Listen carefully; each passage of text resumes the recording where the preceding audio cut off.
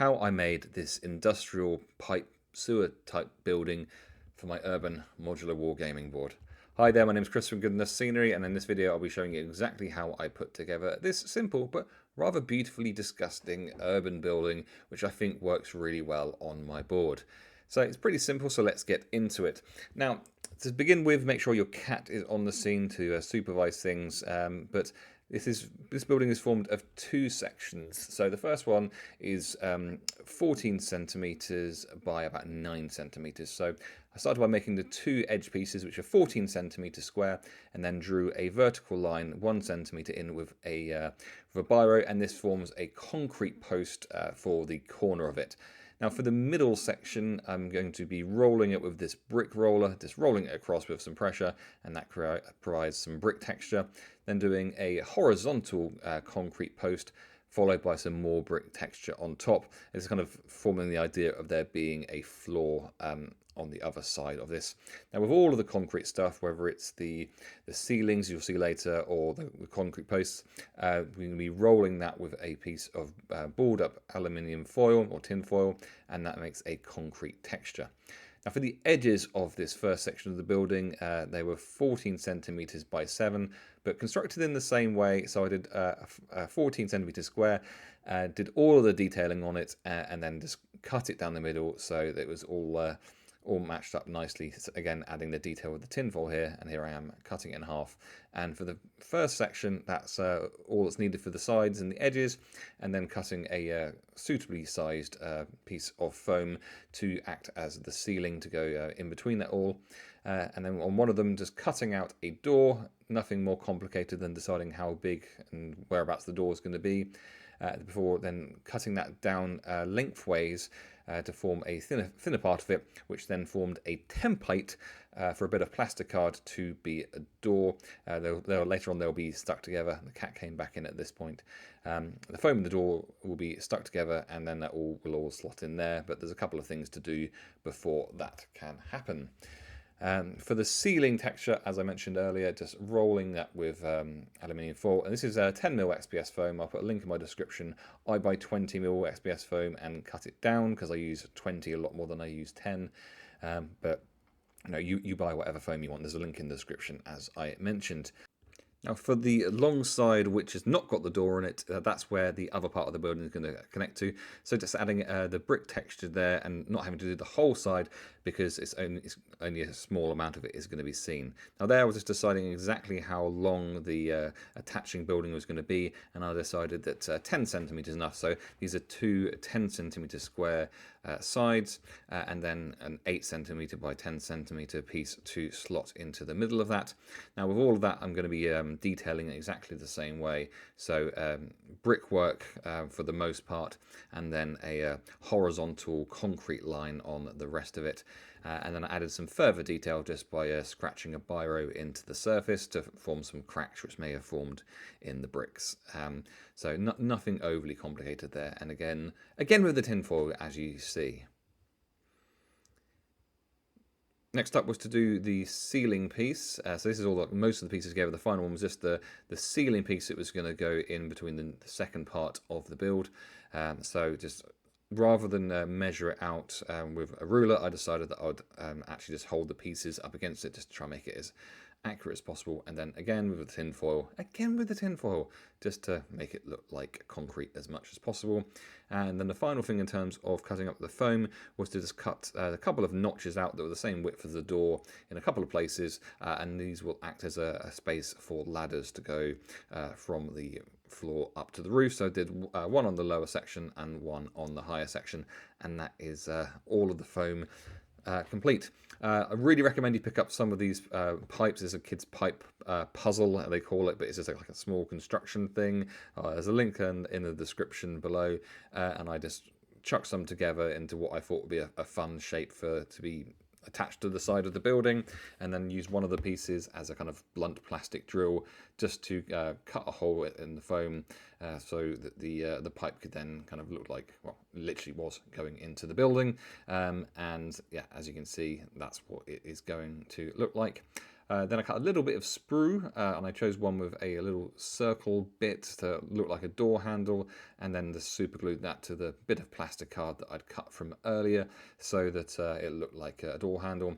Now these two plastic bits, the pipe and the door, need to be undercoated, so I used silver spray paint as I'm pretending to use there, but that's what happened with them. Next up is the painting. Now this is the one thing I'd say I definitely did wrong. So trying to rush it, I did the white and then I did the red whilst the white was still drying. Nothing went wrong with this particular piece you're seeing here, but you'll see later on that where I got it a little bit wrong, I ended up having pink on it, and which I then had to paint over a couple of times to get rid of. Don't be alarmed by how bright the red is, it will kind of all tone down. And then with the ceiling parts, just literally painting that white, and again the colour will be sucked out of it. As you can see that the red looks a lot more brick-like there. Now on to gluing it together. This is a pretty simple thing. This requires a bit of care and attention. So to begin with, just glued that bit of plastic to the foam so that the door was done. Now with putting all of the sides and edges together, it's just simply a case of putting a nice, not too much glue as a bead down the center of the edge, and then just holding it in place against whatever you're gluing it to for a couple of seconds.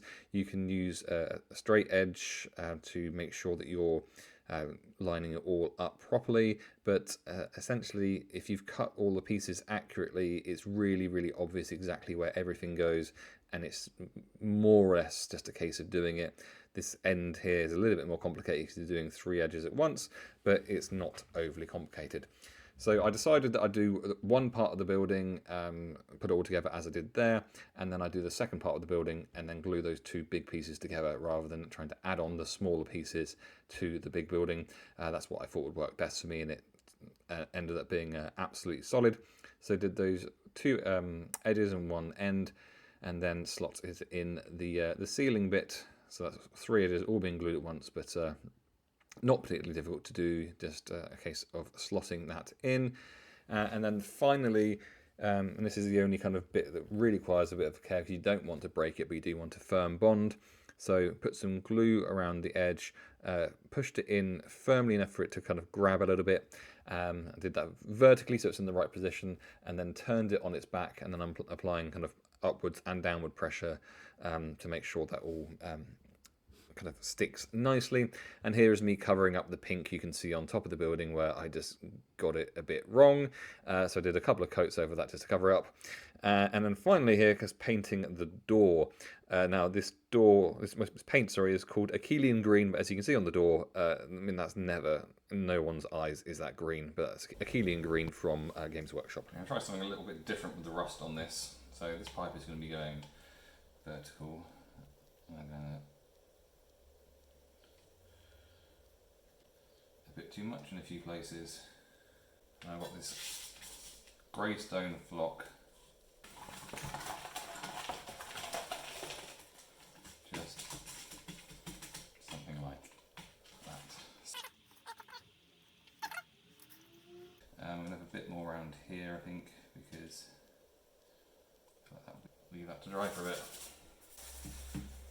Okay, got some ready brown paint mixed up. I may just pull it all off, but I'm going to find out. It might look exactly like rust, it might look nothing like it. Let's have fun finding out.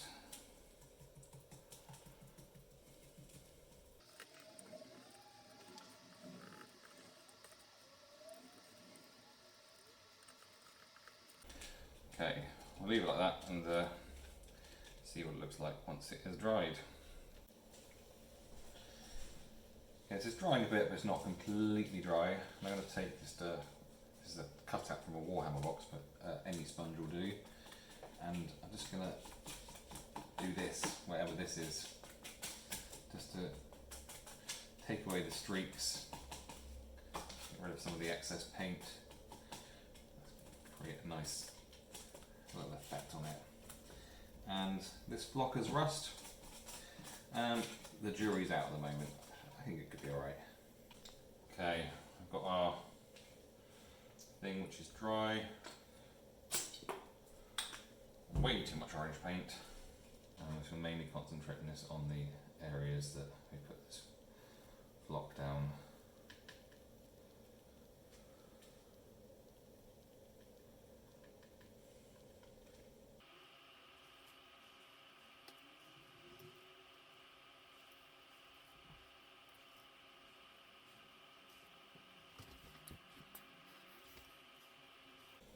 I call that done.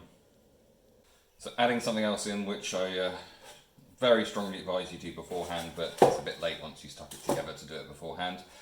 So what I'm going to do is add in a boarded up window.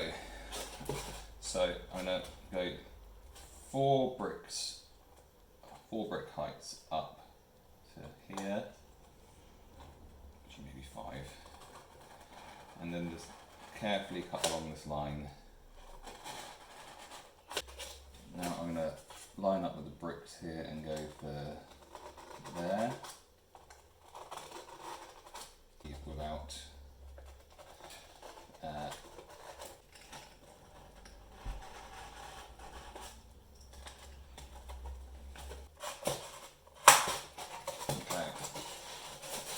In order to be clear, you absolutely can do this next part using lolly sticks, but as we've got this perfectly sized piece of foam for that hole, I'm actually going to use the same bit of foam and put it back in again. So I'm going to turn that over. I've got my wire brush here, and I'm going to just scrape across the surface to create a wood grain effect. And I'm going to just do a couple of lines here to represent planks, not really trying to be straight with them. And I just accentuate them slightly just by running a pencil down them. They've got a bit of depth. And I've got another bit of foam which is about the same width, and on the end of that I'm going to drag my wire brush across there, and I cut the end off like that. So we've just got a small piece that's got that, and I'm going to cut that in half like that. I'm going to take some super glue. You could use a hot glue gun, but super glue is fine with this. With my foam, test on a bit of your own foam before you do this. And I'm going to put that on there, and just kind of squash it down a bit at an angle. So the idea is it's hopefully making it look like it's kind of been boarded up. So it's something like that. And apart from being painted, that is done. So we just literally just slot that back in there, like that. But we do need to paint it. So I'm going to use this paint called Bronze Flesh Tones because I'm never going to use it for flesh tone, because no one's skin is that colour unless they're an alien.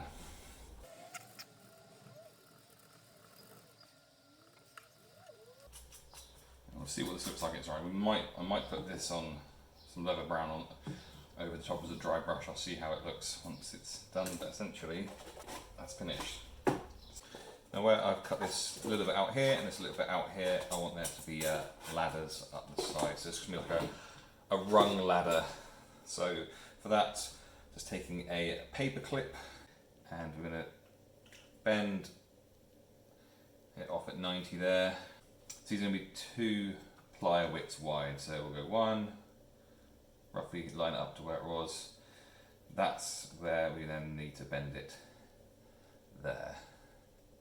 To bend it off before, just snip it off. So there's things. So essentially it was making a rung like that. And then all that's going to happen from there is that we will then push it into the foam like that. You can glue it, or that's not going anywhere. So going to make one every ½ centimetre, 3/4 centimetre, something like that. But yeah, literally that simple. So those are all done. Got a couple of broken ones just for the fun of it. I'm going to take this paint here, which is a technical paint called Armageddon Dust, and I'm going to do the bottom of the bottom of it. It's way too much. So whilst there's lots on the brush, I'm going to dab it around a few places until there isn't so much on it. Okay, once I feel like there's not much on it, then I'm going to scuff up from the bottom like that.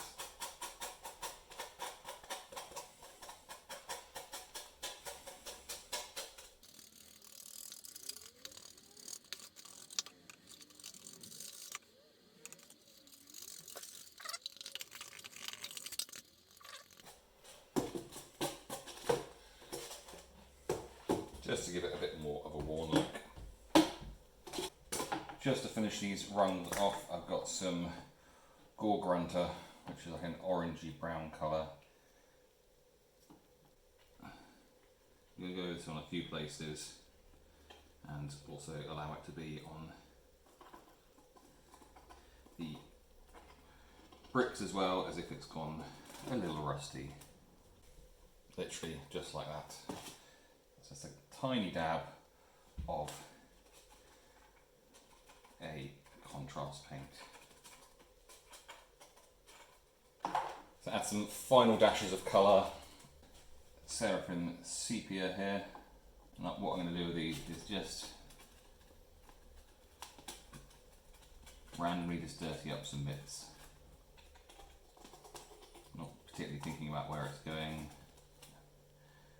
But this one mainly concentrating on where the metal is. So around there, around here as well. Really load it up for this bit.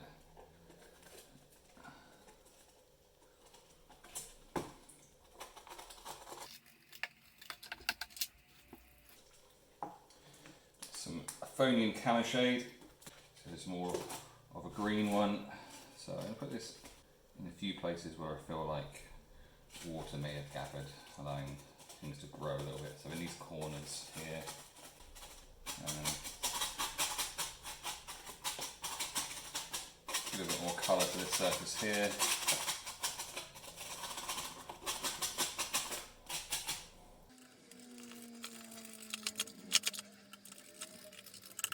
And finally, I'm going to take this black wash here.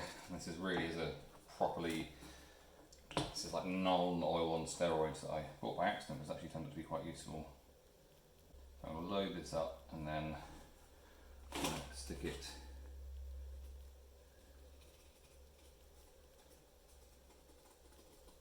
into this crack here. I'll just do randomly in a few other places and I'll really get the excess off of this.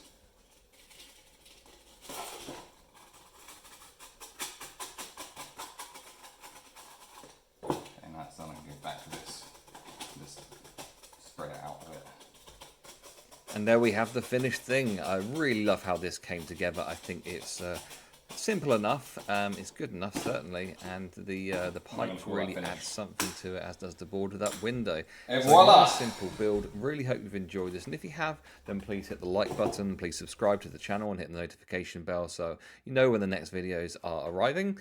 And yeah, leave any comments about what you've just seen, anything you'd like to see on the channel, and I'll catch you for another video soon.